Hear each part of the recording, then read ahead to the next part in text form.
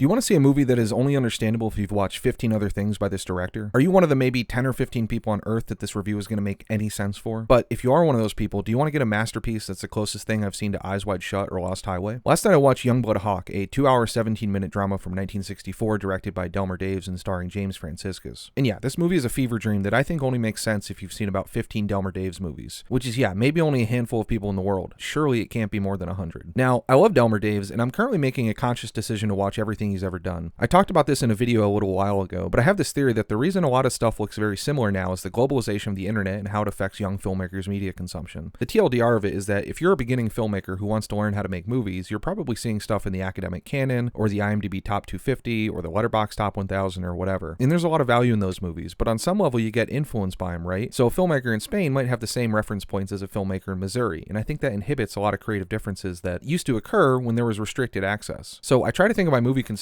as a bit of a diet, and Delmer Daves isn't the greatest filmmaker of all time, but he is undeniably an auteur with a very specific style and themes that he goes back to. And so in this movie, the second to last he ever did is just fascinating, but I don't even know if I can take any lessons from it, because yeah, I can't imagine this movie makes any sense if you haven't seen like almost the rest of his career. On the surface, this movie is about a young writer from Kentucky that hits it big in New York City, and he becomes a kind of pawn for various rich folks in the publishing industry. But the plot really doesn't matter. Everyone in this movie is a fractured shard of Delmer Daves himself, I think. Every Delmer Daves movie has some type of domestic violence or assault or regret or fear, whether it's in the Red House where this girl dissociates for a solid 15 seconds as she realizes the ambient horror that's happened here, or in Susan Slade where a daughter is so virile that she makes her dad have a heart attack, or the brutal assault scenes in Jubal and the Hanging Tree, or the lurid monologue of Arthur Kennedy in A Summer Place as his son and son's stepsister ask for his permission to get married, or the bit character who has a kind of Epstein Island in Bird of Paradise. I really don't know how to properly communicate it. There's just an unease in his movies that is so uncomfortable, even beyond like the very viscerally uncomfortable stuff like the assaults. It's one of the closest things I can compare to the unease you feel watching a lot of Lynch's stuff, the darkness lurking in the hearts of family life. And so if you tried to follow this movie plot-wise, it just wouldn't make any sense. But if you go into it having seen a bunch of Delmer Daves, you realize that, oh geez, that's Delmer Daves, and that guy's Delmer Daves, and that's a fear of Delmer Daves, and it's just kind of a dream of Delmer. Everyone in this movie is just kind of a piece of him. It's like he brings all the themes that he's been working on in his whole career into a kind of surreal dream. And I just loved it. This is really lodged in my brain because I don't even know what it says, for example, about the nature of art. I can't in good conscience say that you should watch this if you aren't familiar with his career, but even when this came out, probably most people wouldn't have been. So what does that mean for me? If I'm lucky enough to get to do a bunch of movies, should I try to do one like this? Is that even relevant? Does it even matter? I generally think that movies ought to be understandable and great on their own terms, but this one is only what it is to me because of the rest of Delmer's career and being able to sort of, I think, understand the language, like understand what he's trying to put out. And what does that mean for a filmmaking career and output as kind of its own sort of art? I have no idea, but goodness, if you've stayed this far, what a movie. Thanks for watching. Please like and follow.